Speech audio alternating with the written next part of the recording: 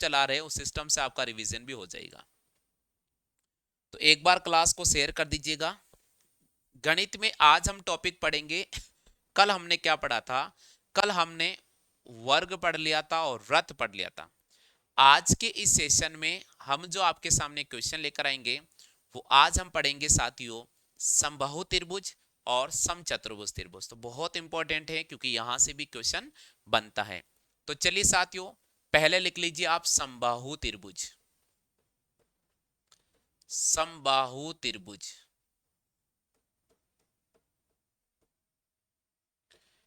अब देखिए साथियों, समबाहु त्रिभुज, अब आप इसको थोड़ा समझने की कोशिश कीजिएगा। समबाहु त्रिभुज, समबाहु त्रिभुज होता क्या है पहले आप इसको समझिएगा। यानी भाई ऐसा त्रिभुज जिसकी सभी भुजा एक समान होती है। ऐसा त्रिभुज जिसकी सभी भुजा एक समान होती हैं उसे हम समबाहु त्रिभुज कहते हैं। ऐसा त्रिभुज जिसकी सभी भुजा एक समान होती है उसे हम क्या कहते हैं? समबाहु त्रिभुज कहते हैं। ठीक है, अब सुनिएगा, समबाहु त्रिभुज का क्षेत्रफल क्या होगा? तो समबाहु त्रिभुज का क्षेत्रफल, समबाहु त्रिभुज का क्षेत्रफल होगा साथियों √3/4 गुणा भुजा स्क्वायर। √3/4 गुणा भुजा स्क्वायर, ये समबाहु त्रिभुज का क्षेत्रफल होगा। उसके अलावा जो आपको प्रमुख रूप से याद रखना है वो याद रखना है समबाहु त्रिभुज का परिमाप। दूसरा, समबाहु त्रिभुज का परिमाप।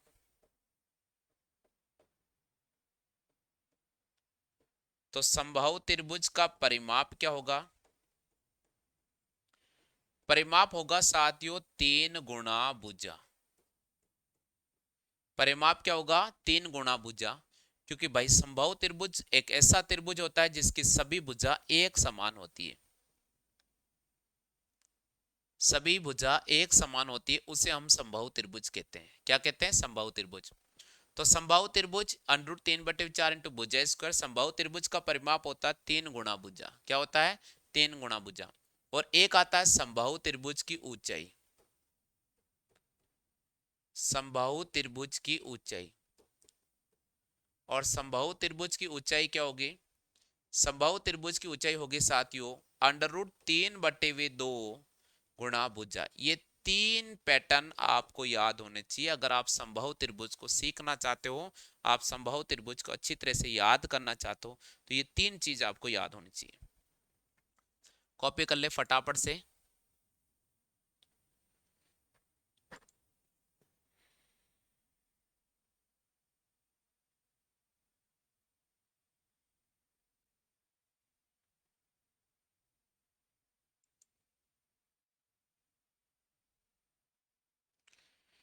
लिख ले जल्दी से भैया, फटाफट से लिख लो।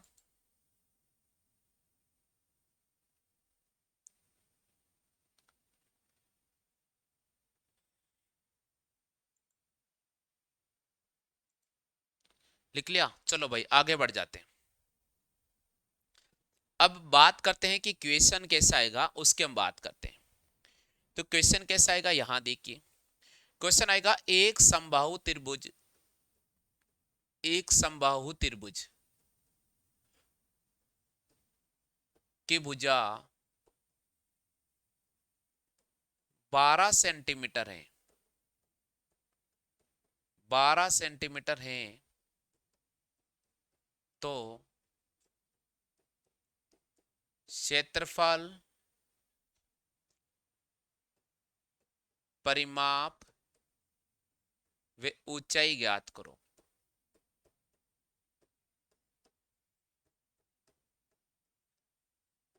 बिल्कुल, एक समबाहु त्रिभुज है जिसकी भुजा दे रखी है 12 सेंटीमीटर, तो क्षेत्रफल, परिमाप व ऊंचाई ज्ञात करो। अब देखिए साथियों, ऐसा अगर कोई भी क्वेश्चन आता है तो कैसे सॉल्व करेंगे। समबाहु त्रिभुज की भुजा दे रखी है तो आप इसको थोड़ा समझ ही लीजिएगा। यहाँ पर ऑप्शन नहीं दे रहे, यहाँ क्लास चल रही है तो आपको सीखना पड़ेगा भैया। समबाहु त्रिभुज की भुजा है तो ये 12 सेंटीमीटर, ये भी लिखा 12 सेंटीमीटर और ये भी लिखा 12 सेंटीमीटर। क्षेत्रफल क्या होगा? क्षेत्रफल क्या होगा? अभी मैंने आपको समझाया था। क्षेत्रफल होता है √3/4 गुणा भुजा स्क्वायर। यही होता ना, यही होता है। √3/4 गुणा भुजा स्क्वायर। अब आप सुनिएगा, यहां लिखेंगे √3/4 इंटू भुजा की वैल्यू है 12 × 12, तो हमारे पास हो जाएगा 36√3। सेंटीमीटर दे रखा है तो सेंटीमीटर स्क्वायर, ये हमारे पास में क्षेत्रफल आ चुका है। अब सुनिए, आपको अगर परिमाप पूछ ले तो परिमाप क्या होगा? परिमाप होगा साथियों 3 × भुजा। 3 × भुजा की वैल्यू है 12, 36 सेंटीमीटर, ये परिमाप हो गया। अब बच्चा हमारे पास ऊंचाई। ऊंचाई ये होती है, ऊंचाई का पैटर्न होता है √3/2 गुणा भुजा, ये होता ना। तो √3/2 इंटू 12, इसको कट करेंगे, हमारे पास हो जाएगा 6√3। ये आपके पास में ऊंचाई आ गई। ये क्या आ गई आपके पास में? ऊंचाई आ गई। तो हमने तीनों चीज निकाल ली है। हमने क्षेत्रफल निकाल लिया है, हमने परिमाप निकाल लिया है, और हमने ऊंचाई भी निकाल ली है। क्षेत्रफल, परिमाप और ऊंचाई, हम तीनों चीज आपके सामने निकाल चुके हैं। तीनों चीज मैंने आपको बता दी है एक ही क्वेश्चन में।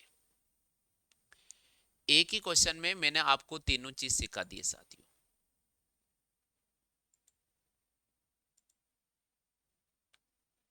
हाँ भाई, यहां तक सभी साथियों की क्लियर हो गया क्या?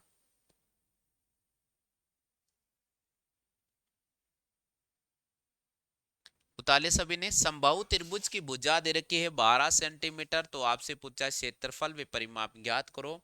तो बिल्कुल हम निकाल चुके हैं आपके सामने क्षेत्रफल, हम निकाल चुके हैं आपके सामने परिमाप, और हम निकाल चुके हैं आपके सामने भुजा।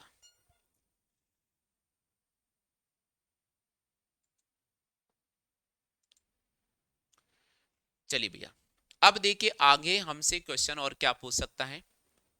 अब सुनो साथियों, समबाहु त्रिभुज में और क्वेश्चन क्या बन सकता है? समबाहु त्रिभुज में एक क्वेश्चन ऐसा बन सकता है कि समबाहु त्रिभुज के अंदर अगर एक वृत्त बनाया जाए, अंदर अगर एक वृत्त बना जाए, तो इस वृत्त की त्रिज्या क्या होगी? तो इस वृत्त की जो त्रिज्या होगी,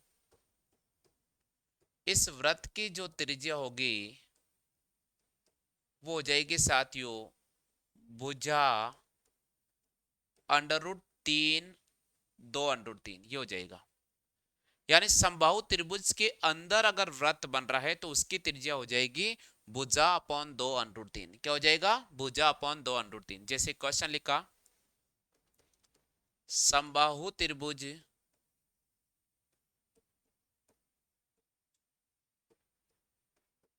की भुजा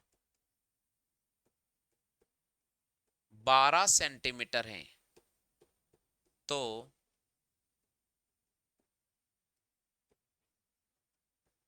इसके अंत्यवृत्त की त्रिज्या होगी, इसके अंत्यवृत्त की त्रिज्या होगी। अब सुनो, समबाहु त्रिभुज की भुजा दे रखे हैं 12 सेंटीमीटर, तो इसके अंत्यवृत्त की त्रिज्या होगी। वो कैसे ज्ञात करेंगे आप सुनिएगा। अंत्यवृत्त की त्रिज्या R बराबर होगा भुजा 2√3। भुजा की वैल्यू है 12, 2√3, 2 से काटेंगे 6 बार, √3 का परमेयकरण करेंगे तो हमारे पास हो जाएगा 6√3/3। इसको कट करेंगे 2 बार, हमारे पास हो जाएगा 2√3। कितना आ जाएगा? 2√3। हमारे पास आ जाएगा 2√3। क्लियर हो गया आगे सभी साथियों के समझ में?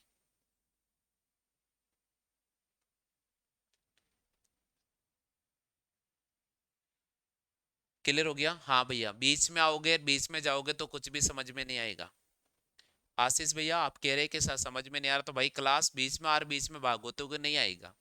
क्लास को तो रेगुलर पढ़ना पड़ेगा आपको, छोड़ छोड़ के भागोगे तो फिर तो नहीं आएगा।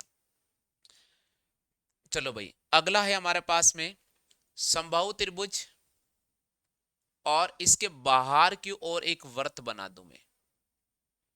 इसके बाहर की ओर वृत्त बना दूं तो इस बाहर की ओर वृत्त की त्रिज्या क्या होगी? तो बाहर की ओर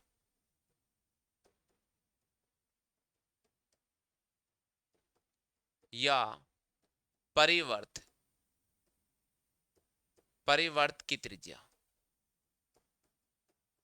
बाहर की ओर या परिवर्त की त्रिज्या ज्ञात करना हो तो इसका तरीका होगा भुजा, और उसमें हम भाग करेंगे √3। तो यहां से हमारे पास r यानी त्रिज्या निकल जाएगी, यहां से हमारे पास में r यानी त्रिज्या निकल जाएगी। बात क्लियर है साथियों? आगे सभी को तो सुनिएगा। समबाहु त्रिभुज दे रखा है, और अगर मान लीजिए उसकी भुजा दे रखी है और उसके चारों ओर एक वृत्त बनाया जाता है, तो देखिए भैया ये चारों ओर बाहर की ओर एक वृत्त बन रहा है, ये चारों ओर का वृत्त बन रहा है। तो आपसे पूछ रहा है इस वृत्त की त्रिज्या क्या होगी, यानी इस वृत्त की त्रिज्या क्या होगी? तो इस वृत्त की त्रिज्या का निकालेंगे भुजा अपॉन √3 से। किससे निकालेंगे? भुजा अपॉन √3 से। जैसे मान लीजिए कि हमने एक समबाहु त्रिभुज बना दिया, इसकी भुजा है 12, ये भुजा है 12, और ये भुजा 12, इसके चारों ओर मैंने एक वृत्त बना दिया। ऐसा ये वृत्त है ना, टचिंग करता हुआ निकलेगा, ठीक है। इसके चारों ओर एक वृत्त बना दिया है। मैं बोल रहा हूं इस वृत्त की त्रिज्या क्या होगी? तो इस वृत्त की जो त्रिज्या होगी वो हो जाएगी हमारे पास में 12/√3। 12/√3 इसका परमेयीकरण करेंगे, ये कट हो जाएगा 4 बार, हमारे पास हो जाएगा 4√3। कितना आ जाएगा? 4√3।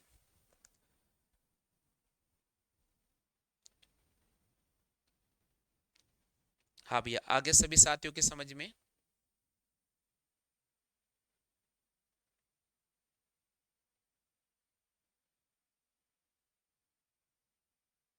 क्लियर हो गया भैया? उतार लीजिए जल्दी से।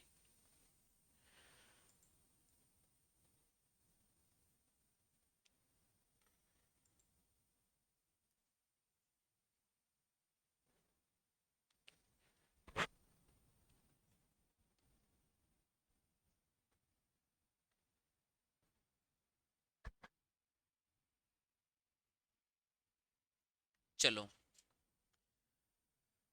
उतारे सबने। अब देख के आगे बढ़ जाते हैं अपने साथियों। हम्म अब क्वेश्चन है कि समबाहु त्रिभुज के अंदर वाले वृत्त, समबाहु त्रिभुज के अंदर वाले वृत्त और समबाहु त्रिभुज के बाहर वाले वृत्त, समबाहु त्रिभुज के अंदर वाले वृत्त और बाहर वाले वृत्त के क्षेत्रफलों का अनुपात क्या होगा? तो आप लिख लो समबाहु त्रिभुज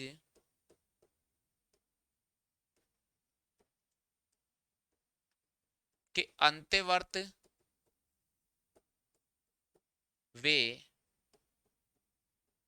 बाह्य वर्त के क्षेत्रफलों का अनुपात, के क्षेत्रफलों का अनुपात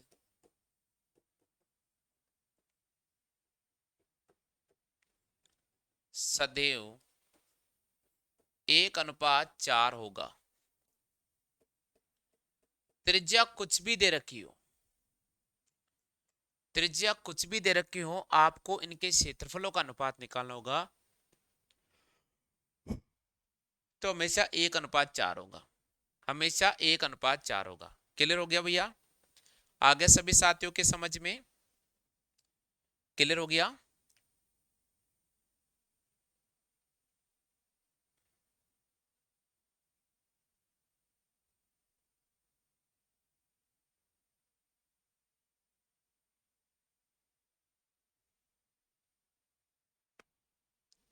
लिख लो जल्दी से। समबाहु त्रिभुज के अंत्यवर्त व बाहरी वर्त के क्षेत्रफलों का अनुपात क्या होगा? 1:4 रहेगा। हमेशा 1:4 को आपको राइट करना होगा।